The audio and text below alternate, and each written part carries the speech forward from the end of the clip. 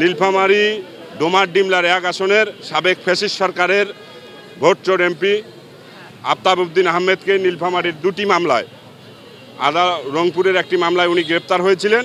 আজকে নীলফামারীর ২টি মামলায় থানা পুলিশ তাকে সোন অ্যারেস্টের জন্য আবেদন করেছিল। সেই আবেদনের ভিত্তিতে এই ভোটচোর এমপিকে নীলফামারীতে নিয়ে আসা হয়েছে এবং নীলফামারীর ডিমলা উপজেলার একটি মামলায় এবং ডোমার উপজেলার একটি মামলায়, মোট ২টি মামলায় তাকে সোন অ্যারেস্ট দেখানো হয়েছে। এই সোন অ্যারেস্টের পরে তাকে আবার কারাগারে প্রেরণ করা হয়েছে। না, আজকে কোনো রিমান্ডের আবেদন আইনানুগভাবে করা হয়নি, আইনানুগভাবে করার নিয়মও নেই। আসামি যেহেতু সোন অ্যারেস্টের আবেদন দেওয়া হয়েছিল, তাকে মামলায় গ্রেপ্তার দেখানো হয়েছে। পরবর্তীতে রাষ্ট্রপক্ষ চিন্তা করবে বা রাষ্ট্রপক্ষ তাকে কয়দিনের রিমান্ডের আবেদন করবে। পরবর্তীতে আইনের ধাপ অনুযায়ী তাকে রিমান্ডের জন্য আমরা অবশ্যই আবেদন করব।